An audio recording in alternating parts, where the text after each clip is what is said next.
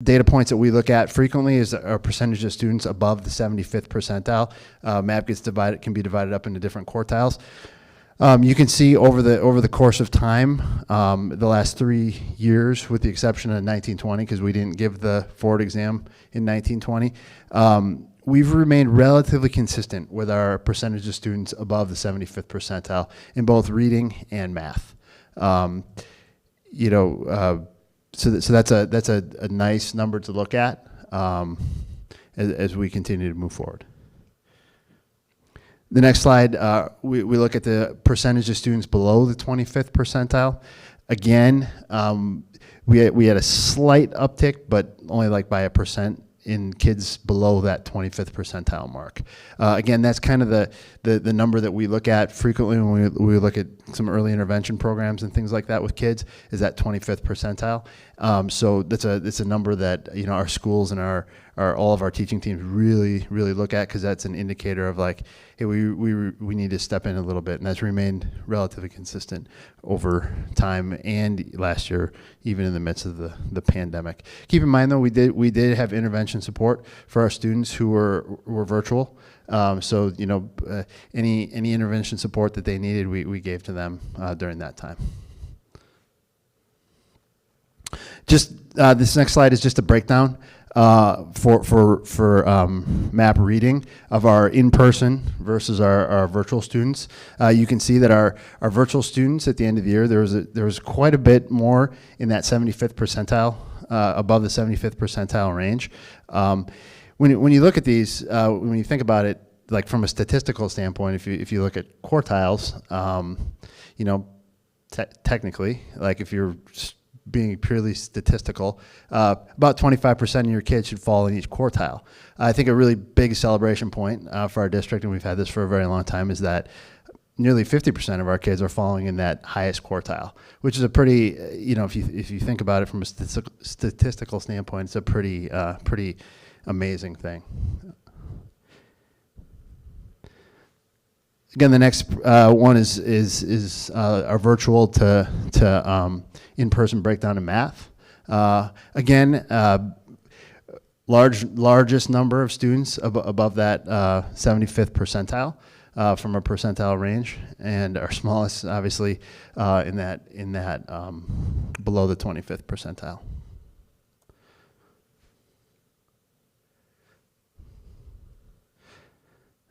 And then here's just a kind of a 3-year look back of students that are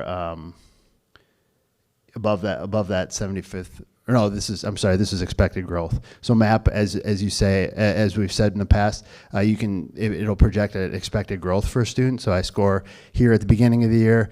I look at all the normative data throughout the whole year. This is what we would expect somebody kind of typical growth, to meet by this point. Again, keep in mind that, again, that 50th percentile is where we like to look. And, over time in both reading and math, we can pretty consistently are in the 50s and 60s for percentile. This year, which is really great, for math, we actually had a pretty big rise in the percentage of kids that met their expected growth in math, which I think correlates a lot to some of the math programming that we changed over the last course of the year. If we ever have another global pandemic, we may not make a huge math shift during that. So just food for thought. But I think we did it pretty well. It worked out pretty well. I think the program that we brought in was really effective, as well as some of the supplemental things that came with that program, with some different online availability that all kids could use really well. This then is a breakdown on the left-hand side is, again, that same graph of over time, the percentage of students meeting that expected growth. And then on the right-hand side, you can see the in-person versus our virtual students. It does show that a higher percentage of our in-person students met that expected growth or projected growth. Our virtual students, again, Again, if you look purely at the numbers, it is sometimes harder to get our students that are scoring above that 75th percentile to meet that expected growth, especially I think sometimes in a virtual setting. So that was a little bit challenging. We learned some things about our curriculum and different offerings. If we ever did it again in a virtual way, how to improve that. So a couple just quick key findings. Our quartiles, as a district, our most highly populated quartile is students above the 75th percentile in both reading and math. The percentage of students in both our highest and lowest quartiles has remained relatively consistent for the past several years. And then a greater percentage of virtual students were in the highest quartile at the end of the year compared to our in-person students. And then when we look at student growth, the percentage of students meeting their projected growth grew in math from prior years. Sorry, I don't want to look back and look forward. Which we talked about, I think is a good result of some of the programming that we changed in math last year.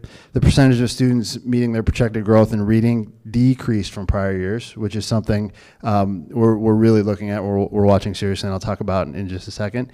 And then a greater percentage of in-person students met their projected growth. And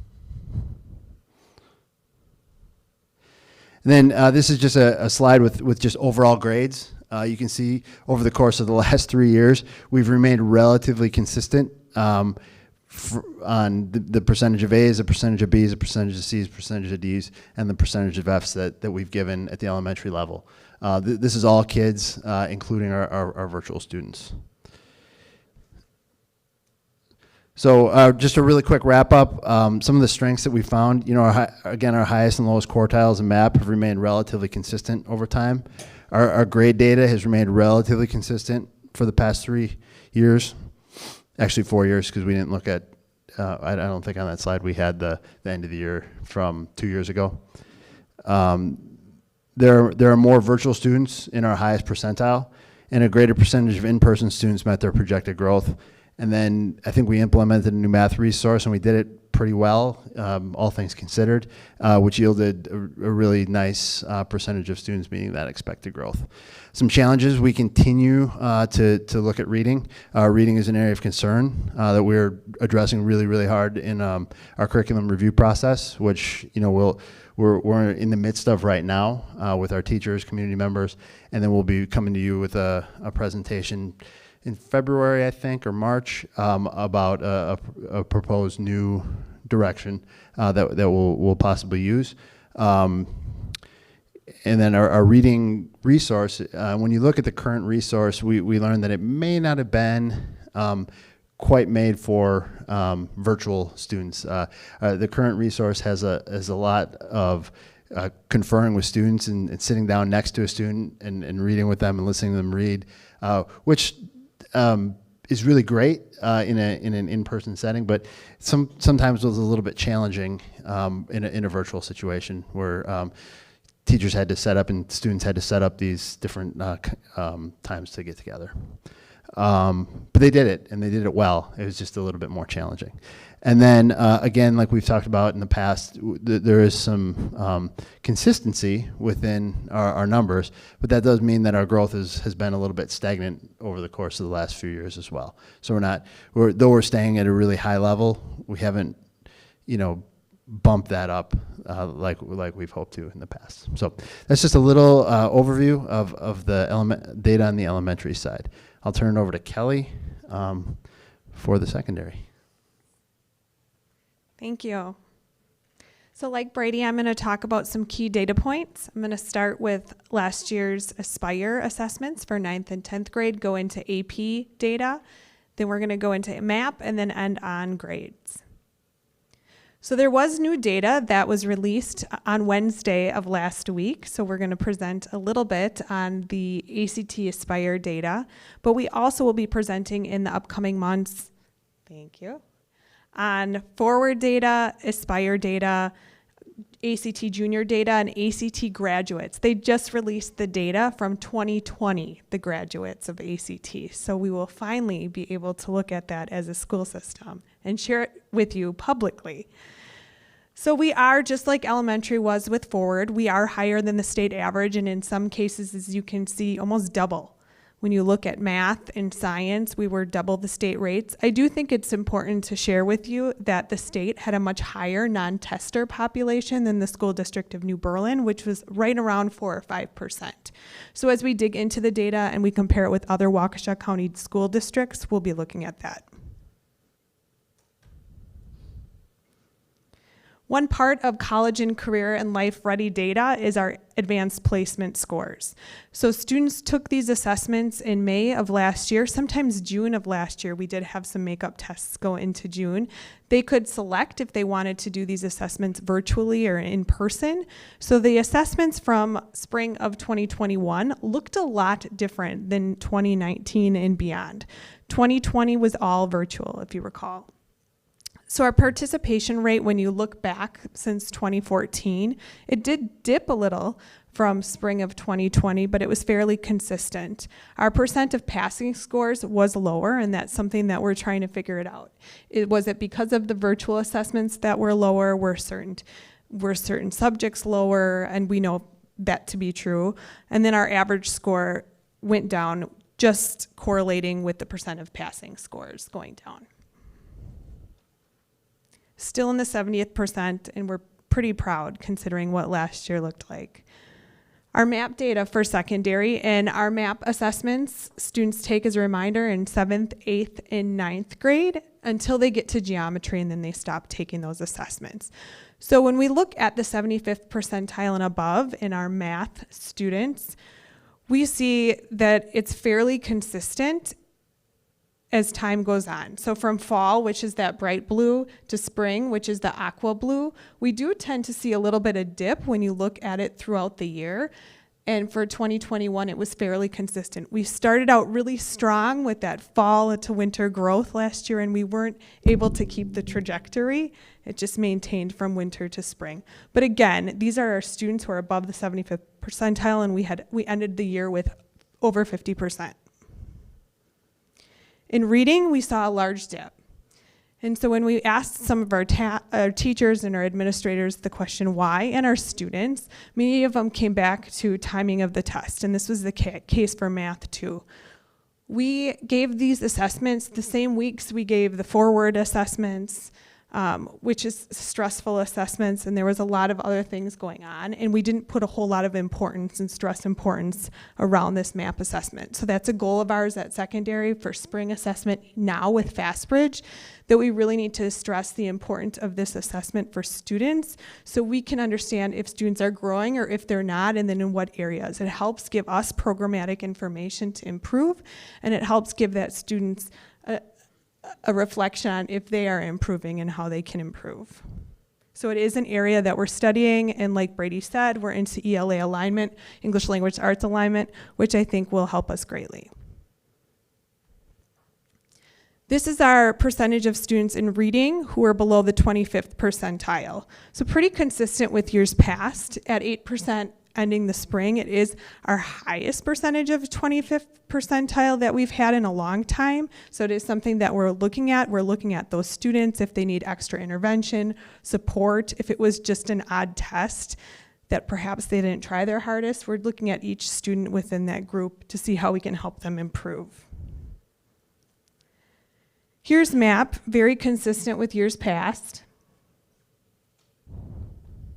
Again, this is below the 25th percentile.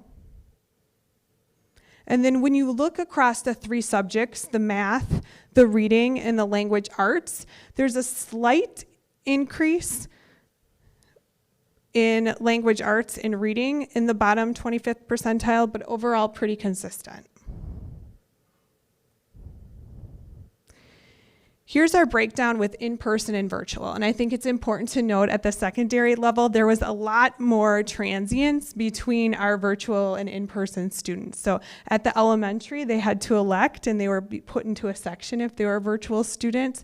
Because of our model last year at the secondary, we had students who were virtual 1 month, not virtual another month. So the students that we looked at and examined their scores in December weren't exactly the same students in May or June because they either changed their mind and came back on campus, or the flip, they went virtual. So we did see a group of students who moved from the 75th to 99th percentile from our virtual range into the 50th to 74th, and the same thing with our in-person. So we saw some fluctuation from winter to spring with this data.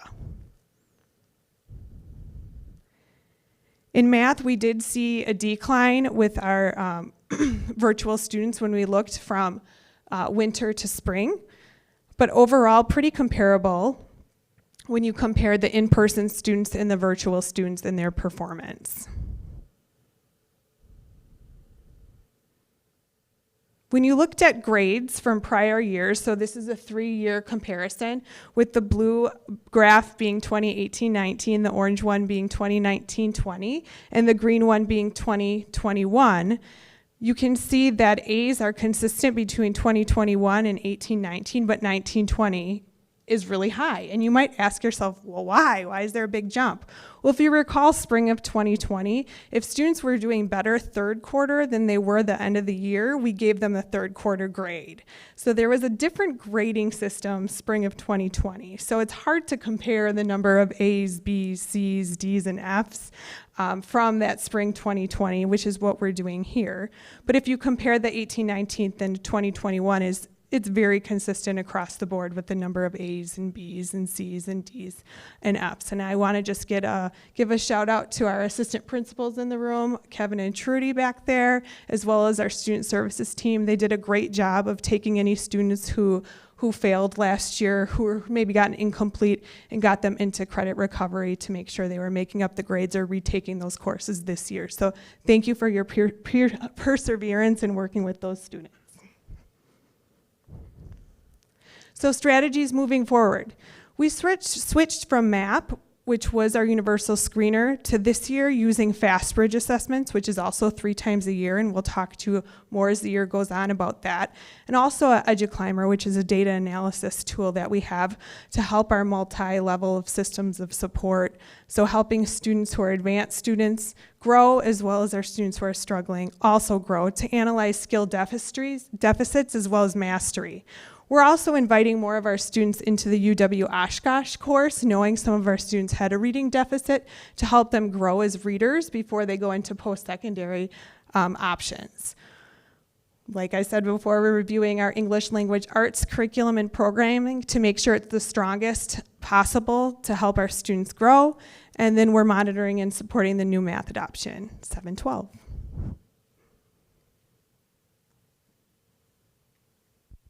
Any questions from the board? How do we get reading scores up? And I think we, I think we have a plan for that, which were mentioned. Certainly that's something that we identified as a key component. And again, it's, we're not going to make any excuses for what happened last year, but certainly last year was a different year. And so, when we had 25% at times of our entire student population virtual for all the different reasons that were mentioned, I think we kind of sit on that, but at the same time, we're extremely proud of the adjustments that we were able to make to math as far as those resources go. Again, those resources aren't updated for 6 to 8 years. It's now ELA's turn. We've certainly learned a lot. We've got some things in place, but we do believe making some adjustments to our resources is going to be a critical component of that. Yeah, and as Brady and Kelly kind of alluded to, by the time we took spring MAP, our students were just exhausted. They had just finished forward.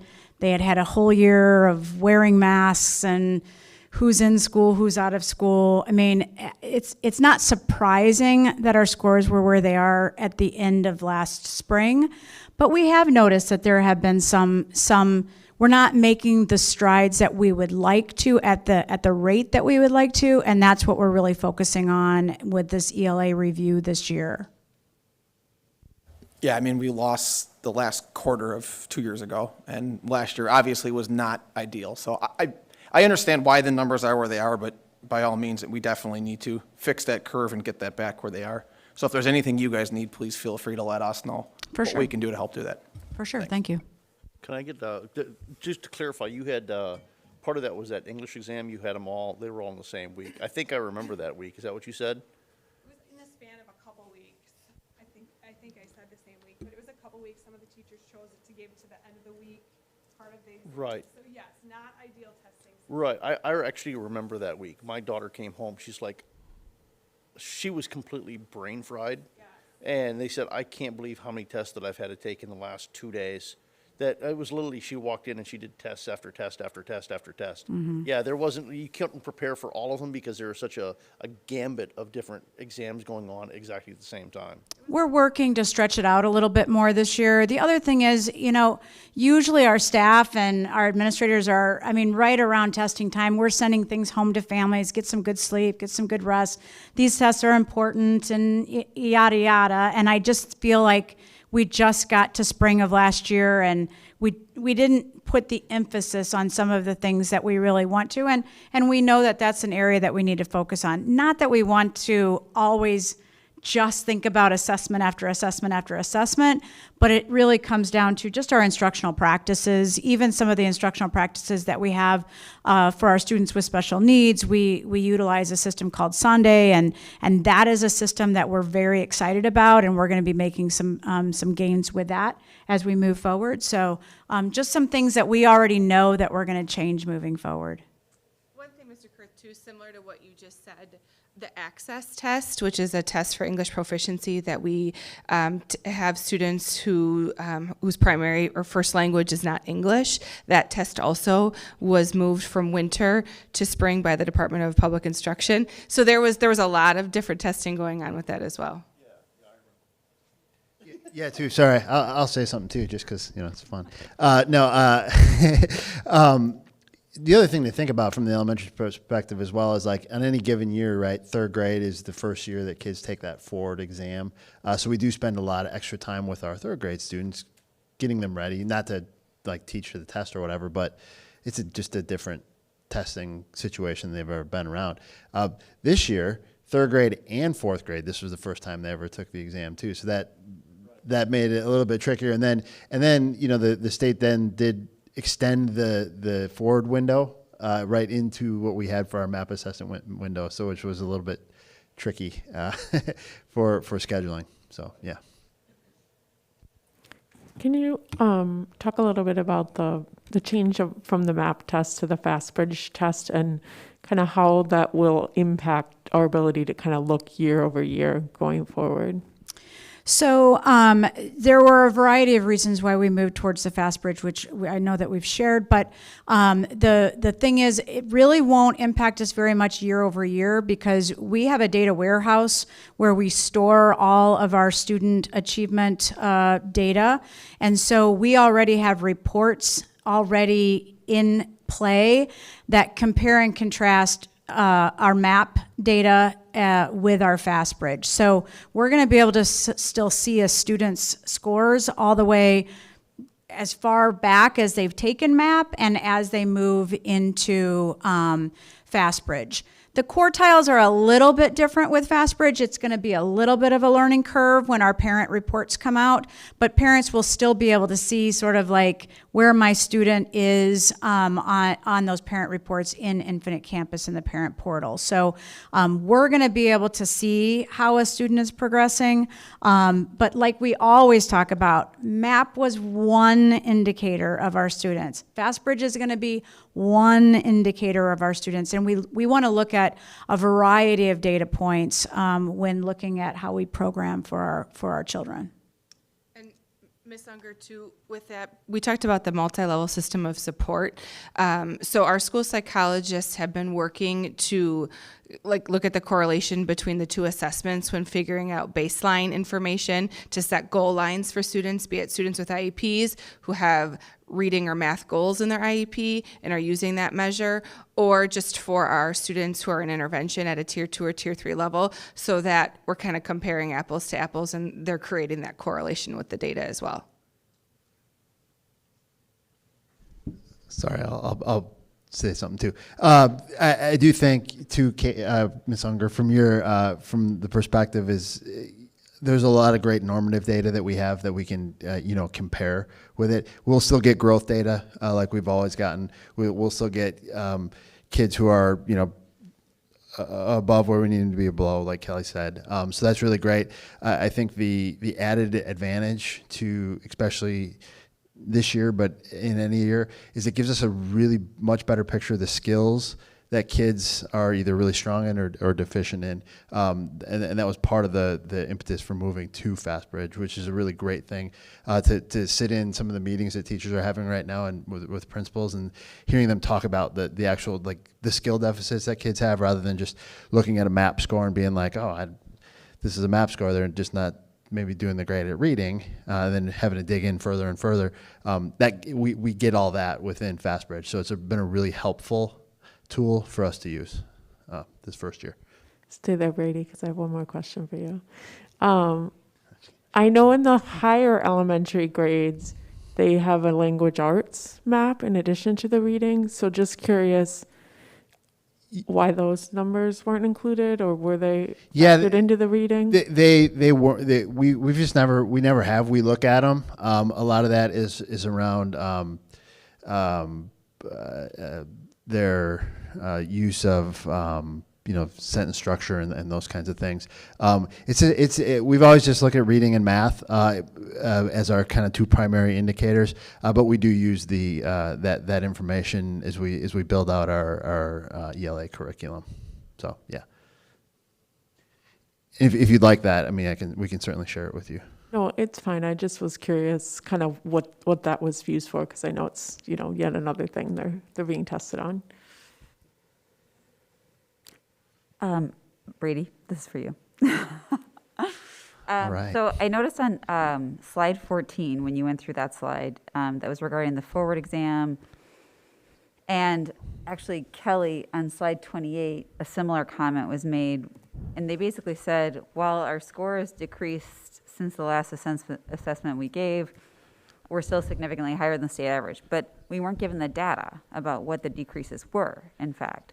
So, Sure. So what I'm trying to figure out is, do we have is it like a 0.5 percentage point deviation, or is it like a 20 percentage point deviation, or where are we at with those things, both on the elementary and the secondary level? That's what I'm trying to figure out.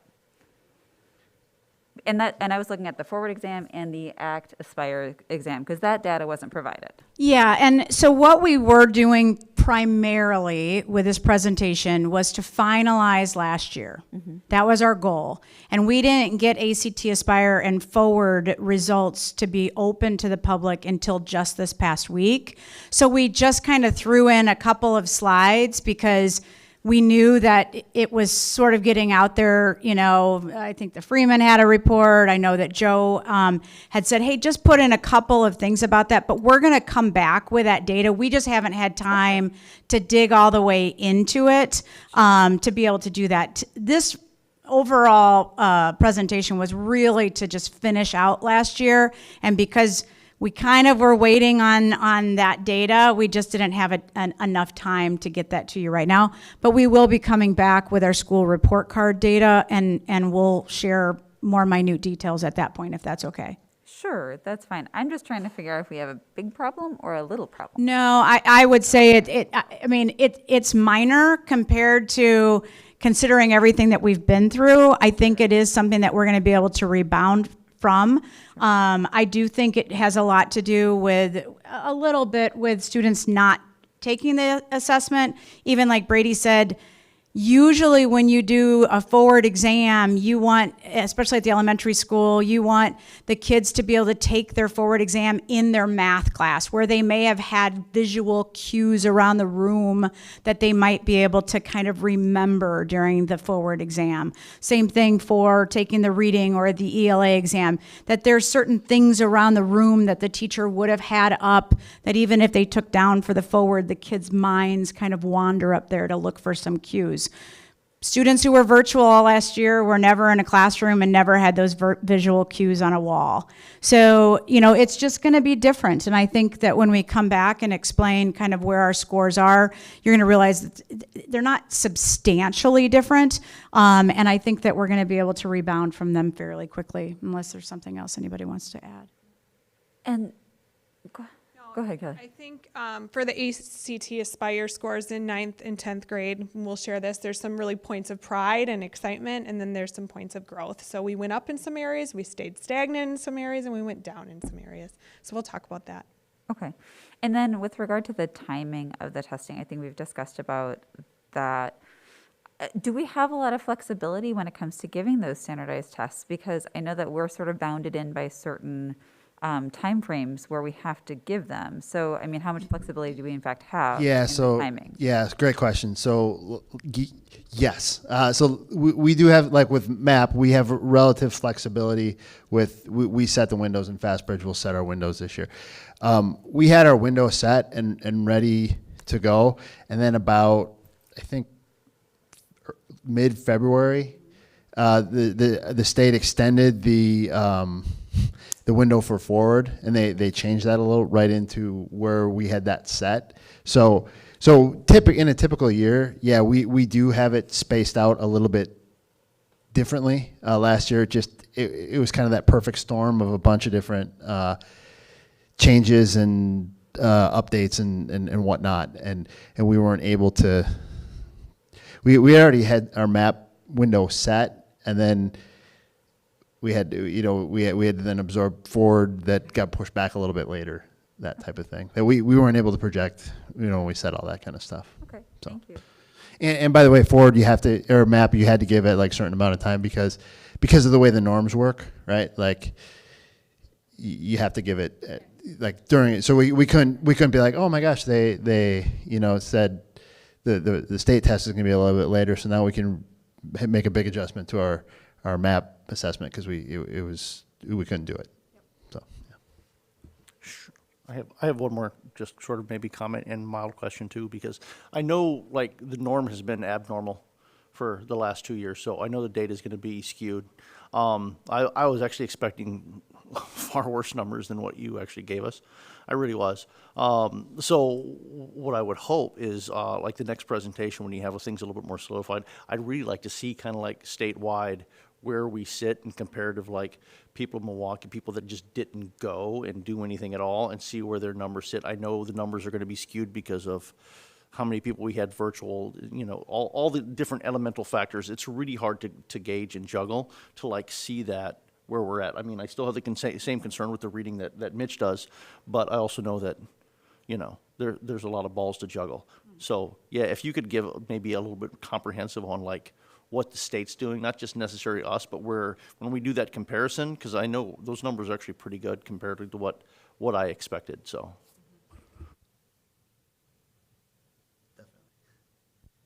All right, thank you very much. Thank you. Thank you. Next, we have discuss, approve the original budget for the school year ending June 30th, 2022. Do I have a motion? So moved. Second. I have a motion by Mr. Helmer and a second by Mr. Kurth to approve. Any discussion? Yeah, so we do have a, A little presentation? just a brief presentation, so that the board, just as a reminder, we provide the preliminary budget prior to the end of the previous school year. And then we actually bring to the public the budget hearing and annual meeting, which was done in September. We did mention a few things recently, and then where we made some projections about some things. And now that Patrick has solidified numbers from the state, we're here to present those to you to finalize the budget. Thanks, Joe. So there are actually two documents that were in this particular presentation. One of them is the school publication, the budget publication for 21-22 for the school district of New Berlin. This is the official version of the budget that needs to be approved tonight. There really are only a handful of material changes to the budget from when we had our budget hearing. And I'm very happy to tell you that those material changes are a increase in state aid, a increase in equalized property values, and a decrease in the actual general fund levy. And so we'll be going through this in a bit, but I just wanted to make sure you understand there for the two motions tonight. One of the motions is to approve that budget that as presented for publication. Again, materially, the numbers are the same as the budget that was presented in greater detail, in much greater detail at the annual meeting and budget hearing. What I have for a presentation for tonight is mainly going to focus on the 21-22 tax levy. This is the part of the presentation that everybody's eagerly looking forward to, and they're hoping that it's going to go their way, and I'm happy to present to you tonight that it is going your way. Property tax levy adjusted for the state budget. You can see 21-22 is a levy change of minus $2,329,967. That is a slightly over 5% reduction in the actual proposed levy. That's the dollar amount. That is not the mill rate. The reduction of this tax levy of 48 point. Let me just get to my presentation here. The reduction in tax is a result of a 48, almost a 49% increase in state general aid. This is 2 years in a row where the school district of New Berlin has been near the top of the school districts in the state of Wisconsin in the increase in state aid. This is happening to several of the districts that are in I'm just going to call them a cohort that are in Waukesha County. A large portion of this has to do with underspending or the generation of fund balance. It also has a lot to do, there are really three things that impact that. Enrollment, which is the one thing that we are declining a bit in, but we have an increase in equalized value and an increase in fund balance. So last year we had a large increase in state aid, and I said, this is really great news, but don't get used to it because we are still a negative tertiary district. And again, this year we had another very large increase in state aid. I'm going to say the same thing to you. Don't get used to it. We are still a negative tertiary district. And so, this is something where we have to revel in the opportunities that we have when our state aid is increasing like this. And what it's actually doing is it's giving us, when the world does correct itself as far as school finance goes, and we start to go back to those regular, just like we were used to a few years ago where our state aid was dropping just about every year, there's a hold harmless for that. And so we can't lose more than 15% in state aid at any given year. And so when you consider what's happened over the last 2 years, it's going to take us 7+ years of hold harmless to get back to where we were for as far as a state aid level that we were 2 years ago. So, I can't tell you how good of news this is for the school district and the taxpayers in New Berlin that we've had these 2 years of large aid increases. We also had a 6.95 increase in equalized property value. That's also significant.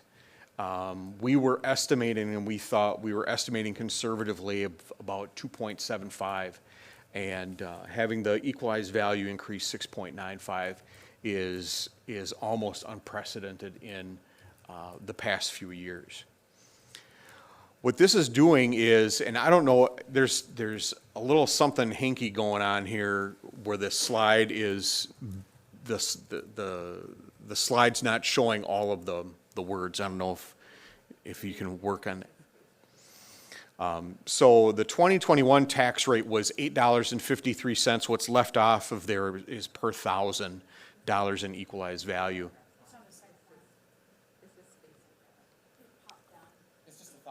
Oh, okay, there it is. Yeah, it's underneath. I'm not that good with numbers, so. The 2021 tax rate, $7.57 per $1,000 of equalized value. What this means to the taxpayers of New Berlin is on a $250,000 house, you are looking at about a $240 gross school tax levy decrease. So I'm telling you, your property taxes for the schools are going down this next year significantly. This, and I apologize for how small it is, but this is a 10-year snapshot of our tax levy change. The school district of New Berlin has had a negative equalized value change every year since 2014, the 2014-2015 school year. And this year, 11.26% is the highest that it has been. So this is very good news. It's very good news for the school district. It's very good news for the taxpayers. And you know, I'm really excited about the financial position that the school district is in. I appreciate the work that my staff is doing to help us manage our budget, spending our money carefully, not just because we have the dollars, but to still continue to spend those dollars wisely. And you know, the support that I get from the executive leadership team and Joe and especially the board. Our tax levy breakdown then, and this is the important thing, this goes into what's actually going to be the second motion in this kind of 1-2 punch for the budget tonight, is essentially this is the breakdown in what the tax levy is for, or is proposed for the 21-22 school year.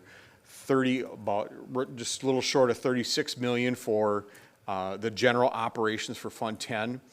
A little over $5 million for non-referendum debt. That's our debt within Fund 38. $1.85 million that we are levying, that was approved by the annual meeting, into the capital expenditures Fund 41. $600,000 to support community services that are offered through the school district for a grand total of $43,412,556 in total tax to be levied on all property, real and personal, within the school district of New Berlin. So given that, if there are any questions that you might have, I would be happy to try to answer those for you tonight. Otherwise, I would hope that the board supports not only the original budget, but also approves the tax levy. So I was trying to find the 1.85 million for the capital expenditures, and I know you brought that 4-year plan to us, but I can't find that anywhere. Diana, can you add that to the facilities meeting minutes? If you can find that. Is that 1.85 for, it looks like there's 600,000 left after this year. So is the plan to spend 1.2 million? Yes. Of that, and then we'd have 600 left over for next year? Yes. Okay. And that's the benefit of using the Fund 41, because essentially what we're doing, and the board can choose to spend money out of fund balance at any point in time on capital expenditures. But what I was hearing from the board this last year was that we wanted to make more of a commitment to that. We wanted to shore that up and put dollars away that we were going to use on these capital expenditures. And the way to do that is to put it in a fund like Fund 41. Those dollars continue to carry over, and we can build those dollars up for when we have larger expenditures in the future. Is your plan to put more money in there next year? I know it's a year away, but. Yes. Okay. The money, the plan, my plan is that we're going to be putting money into Fund 41 for the next, well, I'm going to say 5 to 7 years, because that's how long I'm hoping to be here before I retire to warmer places than what we have out there right now. And I believe that this is a great plan for the school district of New Berlin going forward, that you continue to levy these dollars in there, and that sets these dollars aside. And essentially what it does is it gives it gives the business office and buildings and grounds the ability to plan ahead and bid out capital projects at very timely, in a very timely fashion. You know, typically, if you're the last hog to the trough when it comes to getting projects done, they don't have to give you a good deal. They already have a full summer of projects. But if we can get our bids out early because we have those dollars set aside, we know that they're there, we know they're going to be there, it just makes for a much better process. And right now, we do have a 5-year plan approved. You know, and we were going to come back annually for the board. And then we're looking at actually in the next couple of months bringing a presentation to the board with our recommendations, not only on what we should be doing as far as the budget surpluses, because now our fund balance is at an extremely high percentage, where the board may want to consider spending it down. It's a matter of how they want to spend it down and on what. So the few things that we would recommend. I would like that to be on debt repayment. And again, that's one of the options. And the other option would be capital improvements, if it needs to be. And again, if it's actually, you could actually end up doing both, quite honestly, because you're freeing up dollars in the budget that we can then start putting towards capital projects. So, but again, we'll be prepared to bring that to the board, but don't want to get too far ahead of ourselves yet. So we want to get this budget approved as presented. And again, we've already got a motion, Janet, for the budget. We'll need a separate motion for the levy. Thank you both. Yes, thank you. I just had one question. So are we levying our full amount? Yes. Okay. So that the state aid didn't bring down what we would be levying then? Well, the state aid just shifting. reduced the actual dollar amount that we have to levy. If you were to go back and look at the annual meeting and the budget hearing, the number, the dollar value that we're levying is $2 million less. So the more state aid you get, the less taxes you have to charge your local taxpayer. Okay. All right, so if there's no other discussion, we'll take the vote. All those in favor, raise your right hand. None opposed, then the motion passes. So next we will do the official approval of the tax levy for the 2021-2022 school year in the amount of $43,412,556. Do I have a motion? I'll make the motion to approve. Seconded.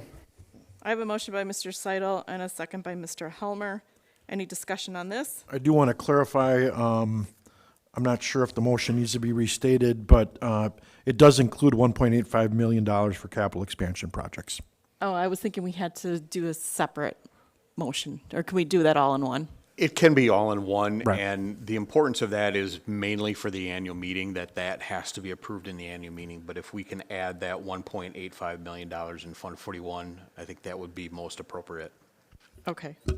I'll accept that. All right, so it's been amended to include the $1,850,000 for capital expansion projects. Any discussion? No discussion, then all those in favor, raise your right hand. All those opposed? Motion passes.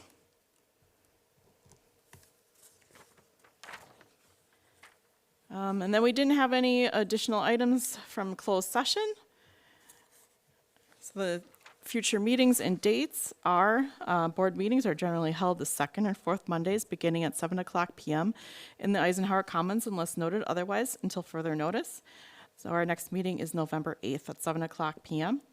Then November 22nd at 7:00 p.m. and that is preceded by a 5:30 Facilities Committee meeting. Another important event date to remember is November 11th is Veterans Day. So do I have a motion to adjourn? Second. I have a motion by Mr. Kurth and a second by Mr. Helmer to adjourn. All those in favor, raise your right hand. Motion passes. This meeting is adjourned.